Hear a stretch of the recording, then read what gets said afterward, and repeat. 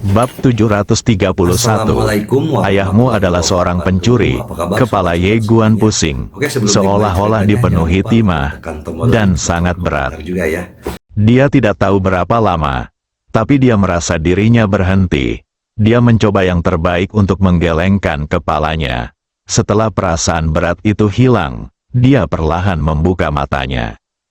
Saat ini, dia sudah berada di langit berbintang, dan ratusan kaki jauhnya di depannya berdiri seorang wanita berjubah putih. Saat dia melihat wanita ini, ekspresi Ye Guan tiba-tiba berubah. Itu kamu. Wanita di depanku tidak lain adalah mantan pemimpin sekte Si Fanjing. Si Fanjing menatap Ye Guan dan tidak berkata apa-apa. Ekspresi Ye Guan serius, dan dia diam-diam berjaga di dalam hatinya. Pedang King Xuan di tubuhnya juga siap menyerang kapan saja. Si Fanjing tiba-tiba terkekeh. Saat berikutnya, dia tiba-tiba mengulurkan dua jarinya dan menjepitnya dengan ringan. Ledakan, di depannya, sebilah pedang langsung terjepit di antara kedua jarinya. Dan pedang ini adalah pedang King Xuan. Saat melihat si Fanjing, Ye Guan langsung memilih untuk mengambil tindakan, menggunakan pedang tertunda, dan pedang ini juga merupakan pedang King Xuan. Apa yang tidak dia duga adalah pihak lain akan menangkapnya dengan mudah. Ye Guan tiba-tiba merasakan ketidakberdayaan di hatinya. Dia tahu bahwa dengan kekuatannya saat ini, dia tidak memiliki kekuatan untuk melawan di depan wanita ini. Si Fanjing tiba-tiba melepaskan jarinya, dan pedang King Xuan langsung diterbangkan oleh kekuatan misterius ke Ye Guan. Ye Guan memandang si Fanjing dan bertanya, apakah ada yang salah?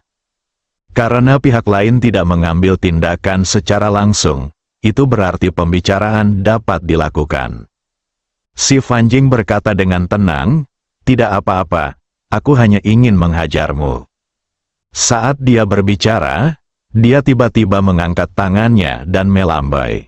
Bang, dalam sekejap, Ye Guan terlempar sejauh puluhan ribu kaki. Begitu dia berhenti, bekas darah mengalir dari sudut mulutnya.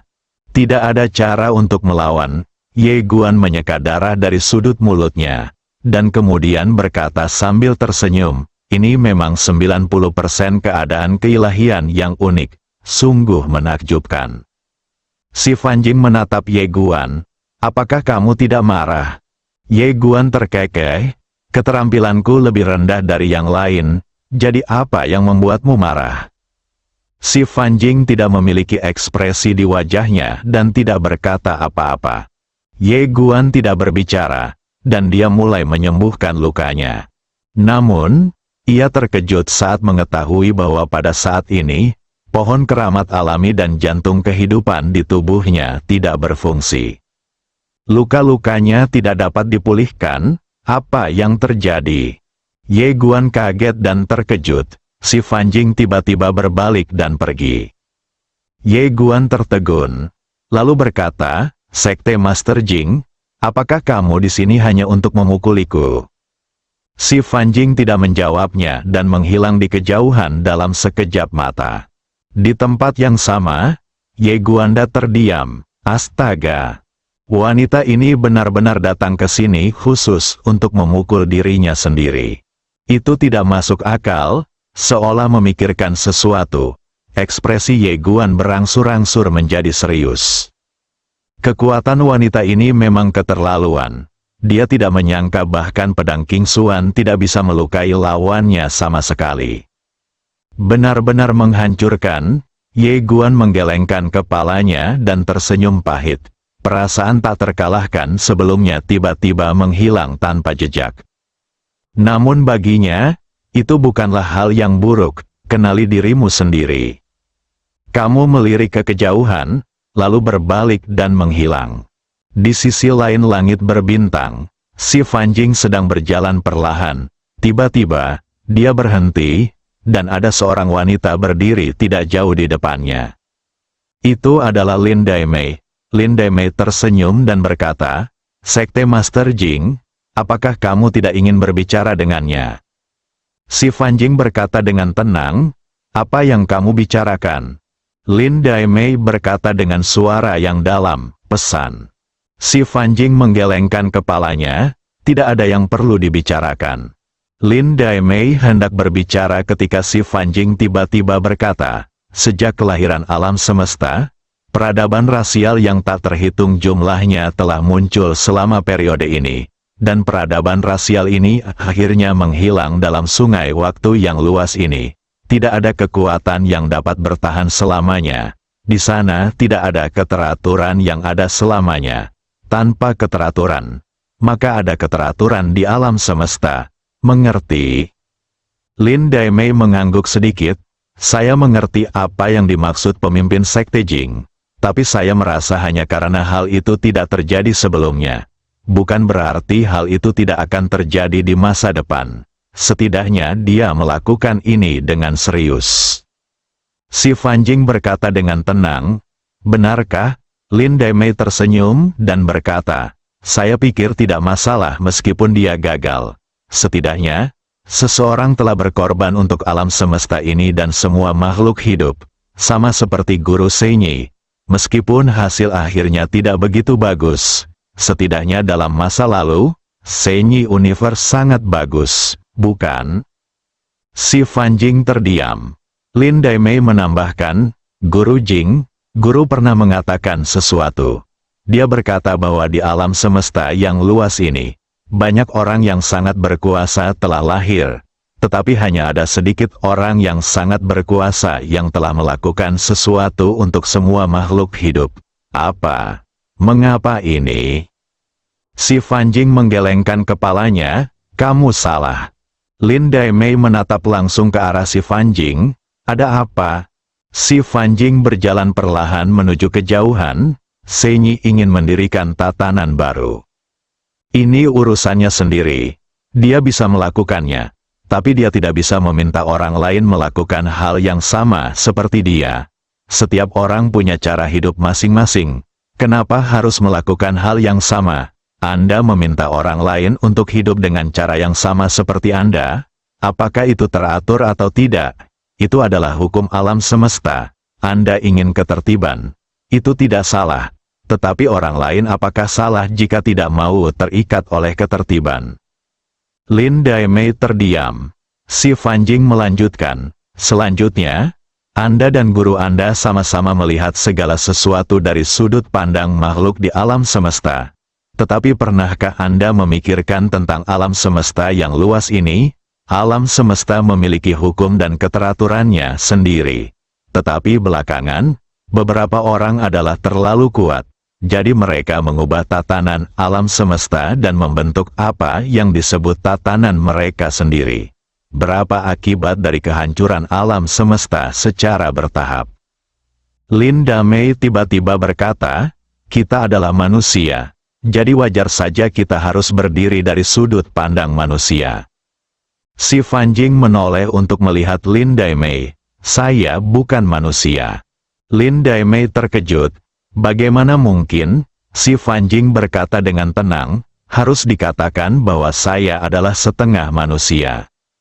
Setelah mengatakan itu, dia berjalan perlahan menuju kedalaman alam semesta.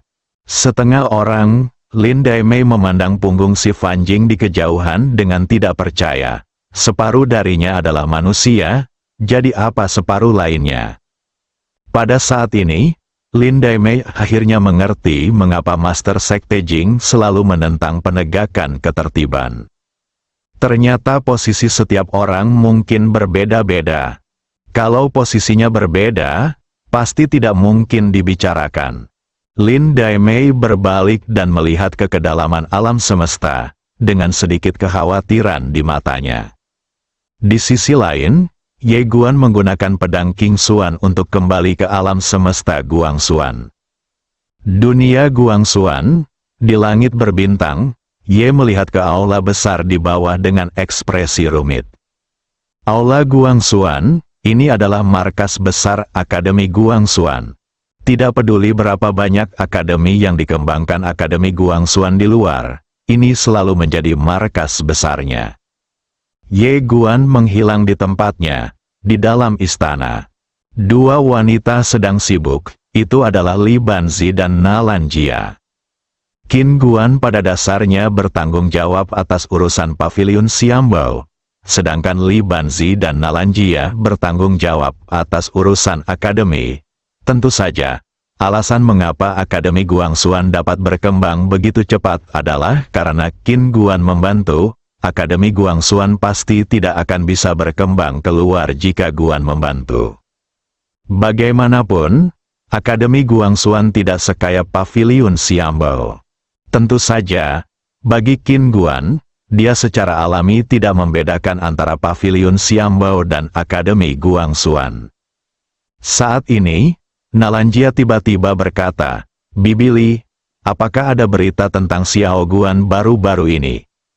Li Banzi mengerutkan bibirnya dan tersenyum. "Kamu menanyakan hal ini padaku untuk ketiga kalinya hari ini." Nalanjia terkekeh dan berkata, "Ibu memberitahuku bahwa setelah dia melihat Xiao Guan, dia akan memintanya untuk kembali. Aku tidak tahu apa yang sedang dilakukan orang ini sekarang." Li Banzi tersenyum dan berkata, "Mengapa tidak menemuinya secara langsung?" Nalanjia menggelengkan kepalanya, "Aku harus menjaga tempat ini untuknya." Li Banzi menghela nafas dalam hatinya, dia tidak tahu apa yang dia pikirkan, tapi ekspresinya tiba-tiba menjadi sedikit sedih. Saat ini, langkah kaki tiba-tiba terdengar di luar pintu. Kedua wanita itu menoleh untuk melihat pada saat yang bersamaan. Ketika mereka melihat orang itu datang, mereka berdua tercengang. Pengunjungnya adalah Ye Guan, yang bergegas kembali. Nalanjia menatap Ye Guan, tertegun. "Kamu?" Ye Guan tersenyum tipis, menghampiri kedua gadis itu, lalu membungkuk hormat kepada Li Banzi, "Bibi Li." Mendengar sapaan dan rasa hormat Ye Guan, senyuman muncul di wajah Li Banzi, "Kalian ngobrol." Setelah mengatakan itu, dia berdiri dan pergi. Begitu Li Banzi pergi, Ye Guan meraih tangan Nalanjia. Dia melihat perut Nalanjia yang sudah membuncit. Ye Guan tidak berbicara, tapi dengan lembut memeluk Nalanjia dan berkata dengan lembut, "Xiao Jia." Nalanjia tersenyum dan berkata, "Senang sekali bisa kembali." Saat dia berbicara, dia perlahan melingkarkan tangannya di pinggang Ye Guan. Keduanya hanya berpelukan dengan tenang. Setelah sekian lama, Ye Guan tiba-tiba bertanya, "Kapan bayinya akan lahir?" Nalanjia tersenyum dan berkata, "Segera." Ye Guan tertawa. Nalanjia berkata dengan lembut, "Ceritakan padaku tentang urusanmu di luar." Ye Guan mengangguk. Keduanya duduk di pintu aula. Ye Guan berbicara dengan pelan, dan Nalanjia mendengarkan dengan tenang. Di kejauhan, langit dipenuhi matahari terbenam, indah sekali. Dan di sekelilingnya, para penjaga Akademi Guangxuan telah mundur. Setelah sekian lama, Nalanjia tersenyum dan berkata, "Di luar sangat menyenangkan." Ye Guan tersenyum dan berkata, "Ya, apakah kamu ingin pergi bersamaku lain kali?" Nalanjia menggelengkan kepalanya. Ye Guan bingung, "Kenapa?" Nalanjia tersenyum tipis, "Aku harus menjaga tempat ini untukmu." Akademi Guangxuan, Ye Guan pasti tidak punya banyak waktu untuk mengelola akademi, jadi dia harus tetap di sini. Tentu saja, tidak akan berhasil jika akademi diserahkan kepada pihak luar. Di akademi saat ini, setiap keputusan yang diambil akan mempengaruhi banyak makhluk di alam semesta. Dia dan Li Banzi menangani segala sesuatu dengan hati-hati dan hati-hati dan bijaksana. Mendengar perkataan Nalanjia, Ye Guan merasakan hangat di hatinya, sekaligus merasa sedikit bersalah, karena waktu yang dihabiskannya bersama Nalanjia sangat sedikit. Saat ini, Nalanjia tiba-tiba berkata, "Kian-kian." Ribuan, Ye Guan tercengang. Saat ini, Kian-kian keluar dan melihat Nalanjia. Dia tersenyum sedikit tetapi tidak berkata apa-apa. Nalanja tersenyum dan berkata, apakah kamu sudah menikah? Ao Qian memandang Ye Guan, yang mengangguk, ya. Pada saat ini, dia secara alami tidak bisa menjadi pemalu. Melihat pernyataan Ye Guan, Ao Qian tersenyum. Nalanjia memandang Ye Guan dan tidak berkata apa-apa. Ye Guan merasa sedikit gugup dan bertanya dalam hatinya, Tuan Ta, apa yang biasanya ayahku lakukan saat menghadapi situasi seperti ini? Xiao Ta berkata pelan, ayahmu adalah seorang pencuri, dia tidak akan pernah membiarkan ini terjadi. Kamu Guan, bab 732, sepupu mertua. Suasana di tempat tersebut tiba-tiba menjadi sedikit padat. Ao Qian terlihat tenang, namun hatinya juga sedikit khawatir karena dia tidak tahu apa yang akan dilakukan Nalanja. Bertengkar, ini seharusnya tidak mungkin, perkelahian. Itu bahkan lebih mustahil lagi. Nalanjia tiba-tiba berkata, Qian dan aku akan mengobrol sendirian. Ngobrol sendirian? Mendengar kata-kata Nalanjia, Ye Guan tercengang. Ao Qian juga sedikit terkejut. Nalanjia memandang Ye Guan dan berkata sambil tersenyum, tidak bisakah? Ye Guan ragu-ragu sejenak, lalu berkata, Xiao Jia. Nalanjia tersenyum dan berkata, hanya obrolan sederhana. Ye Guan menoleh untuk melihat Ao Qian, yang tampak tenang dan tidak memandangnya. Ye Guan tersenyum pahit, kalau begitu kalian bicara. Setelah berbicara, dia menyingkir. Nalanjia melirik Ye Guan dan berkata, menjauhlah. Kamu Guan, dengan cara ini, di bawah tatapan Nalanjia, Ye Guan mundur keluar aula. Di luar aula, Ye Guan sedang duduk di tangga batu, merasa sedikit khawatir. Ye Guan tiba-tiba penasaran. Tuan Ta, siapa yang punya istri lebih banyak? Ayahku dan istrinya, atau kakekku dan istrinya? Xiao Ta berkata dengan tenang, kamu ingin dipukuli. Kamu Guan? Kedua gadis itu mengobrol selama 1 jam penuh, dan Ye Guan ingin mendengarkan beberapa kali. Tapi saya yakin dia memutuskan untuk tidak mendengarkan. Hormati Naranja, saat ini, Nalanjia dan Ao Qian perlahan keluar. Melihat kedua gadis itu, Ye Guan tiba-tiba tercengang. Karena dia menemukan bahwa kedua wanita itu berpegangan tangan, berbicara, dan tertawa. Apa yang terjadi? Nalanjia memandang Ye Guan dan tersenyum, kita sudah selesai berbicara. Ye Guan tiba-tiba meraih tangan kedua wanita itu dan tersenyum. Apa yang kamu bicarakan? Saat ini, dia hanya bisa memilih untuk tidak tahu malu. Kalau berani, harus berani bertindak. Jika dia pemalu, apalagi kedua gadis itu, dia sendiri akan meremehkan dirinya sendiri. Nalanja tersenyum dan berkata, rahasia. Ye Guan menggelengkan kepalanya dan tersenyum, memegang erat tangan kedua wanita itu dan tidak berkata apa-apa. Saat ini, Nalanjia tiba-tiba berkata, saat kamu dan Qian kembali, kamu harus mengunjungi klan Tianlong. Klan Tianlong? Ye Guan menoleh untuk melihat ke arah Ao Qian, yang tersenyum dan berkata, aku bisa kembali sendiri. Saat dia mengatakan itu, dia melirik Ye Guan. Ye Guan tersenyum dan berkata, tentu saja aku akan menemanimu kembali. Nalanjia tersenyum dan berkata, pergi. Ye Guan memandang Nalanjia, yang memiliki senyum tipis di wajahnya, tanpa sedikit pun rasa tidak senang. Ye Guan ragu-ragu sejenak, lalu mengangguk, oke. Karena itu, dia membawa Ao Qian dan pergi. Nalanja memandangi dua orang yang pergi dari kejauhan dan tidak berkata apa-apa untuk waktu yang lama. Dalam perjalanan ke klan Tianlong, Ye Guan mau tidak mau bertanya, Qian, apa yang Xiao Jia bicarakan denganmu? Ao Qian berkata, rahasia. Wajah Ye Guan tiba-tiba menjadi gelap. Ao Qian tersenyum dan berkata, apakah kamu khawatir Xiao Jia dan aku akan bertengkar atau berkelahi? Ye Guan menggelengkan kepalanya, dia bukan orang seperti itu, begitu pula kamu. Ao Qian tiba-tiba berkata, berapa banyak lagi istri yang kamu rencanakan? Ye Guan tertegun sejenak, lalu dengan cepat menggelengkan kepalanya, tidak lagi. Ao Qian memandang Ye Guan, setengah tersenyum.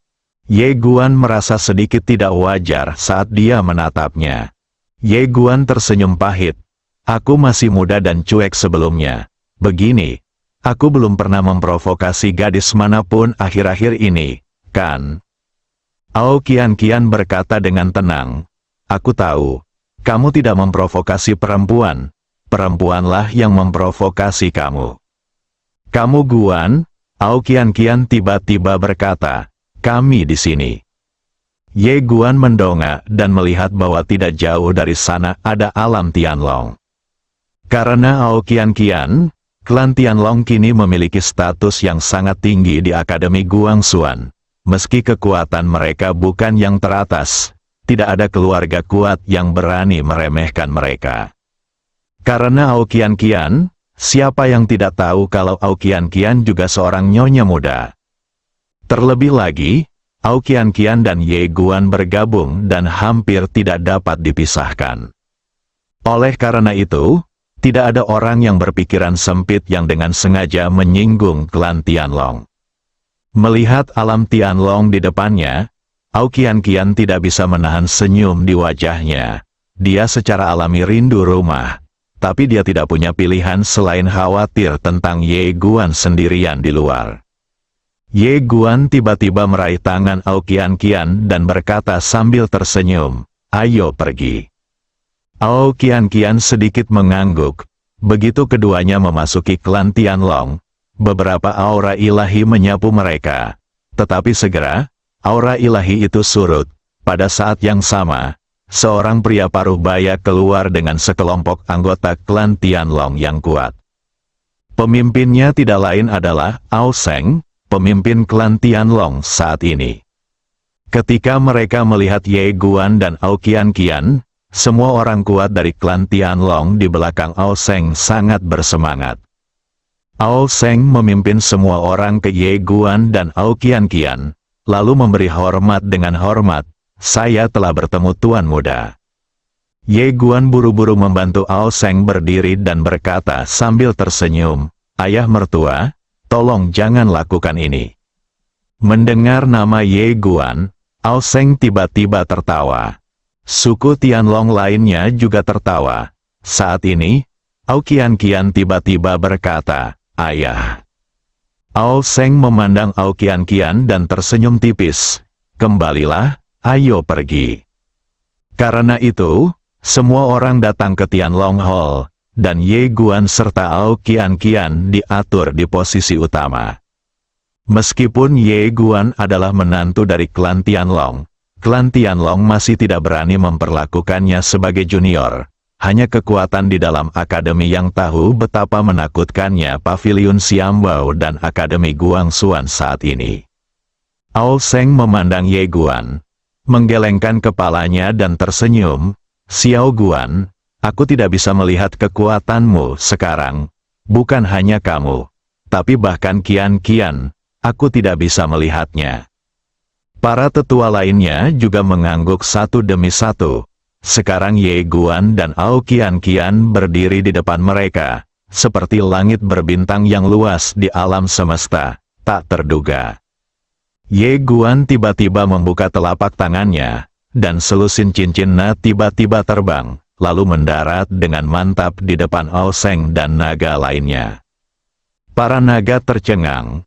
Ye Guandao, ini sedikit pemikiran saya. Mohon terima dari ayah mertua saya dan semua tetua. Ketika semua orang melihatnya, mereka terkejut. Sebenarnya ada 100 sumber leluhur di setiap cincinnya. Zuyuan, alam semesta Guangxuan saat ini belum benar-benar bersentuhan dengan energi spiritual tingkat Zuyuan. Semua orang masih menggunakan Dao Kristal. Semua orang kuat dari klan Tianlong sedikit gelisah. Dengan leluhur ini, mereka semua dapat dipromosikan setidaknya ke satu level, atau bahkan lebih. Ao Seng juga tampak terharu. Dia bukanlah asal-usul leluhur, melainkan garis keturunan leluhur. Garis leluhur, maksudnya itu apa? Artinya klan Tianlong akan berkembang pesat di masa depan. Sekarang di Akademi Guangxuan, hampir tidak ada kekuatan yang dapat memiliki garis keturunan leluhur. Bukan karena Qin Guan pelit, tapi tidak banyak artefak suci seperti pembuluh darah leluhur. Faktanya, tidak banyak pavilion Xiambao. Tidak mungkin untuk melengkapi setiap kekuatan di Akademi Guangxuan dengan pembuluh darah leluhur. Sekarang rekrutan ada kekuatan yang tak terhitung jumlahnya. Dan jika alokasi sumber daya ini tidak dilakukan dengan baik, akan menyebabkan perselisihan sipil. Oleh karena itu, bahkan di Akademi Guangxuan dan Pavilion Xiambao saat ini, pembuluh darah leluhur dianggap langka. Tentu saja, kecuali Ye Guan, dalam perjalanannya, garis leluhur telah bersamanya, dan hanya itu. Ao Seng berdiri perlahan. Dia ragu-ragu dan kemudian berkata, "Xiao Guan, benda ini terlalu berharga." Ye Guan tersenyum dan berkata, "Ini sedikit dari hatiku, ayah mertua, terimalah." Ao Seng memandang Ao Qianqian, yang sedikit mengangguk. Melihat Ao Qianqian mengangguk, Ao Seng tidak lagi bertahan dan segera menerima Naji. Pada saat ini, ketika semua naga di lapangan memandang Ye Guan, mata mereka menjadi semakin lembut. Tentu saja para naga lebih bersyukur dan takut, karena saat itu, klan Tianlong telah membunuh Ye Guan. Jika Ao Qianqian tidak membuat keputusan untuk mengubah musuh menjadi teman Ye Guan, orang ini akan ada di sini sekarang. Seharusnya tidak ada klan Tianlong yang tersisa di dunia. Memikirkan hal ini, semua tetua klan Tianlong memandang Ao Qianqian. Qianqian ini benar-benar bintang keberuntungan klan Tianlong. Untuk saat ini, Ao Qianqian sudah menjadi pemimpin default klan Tianlong.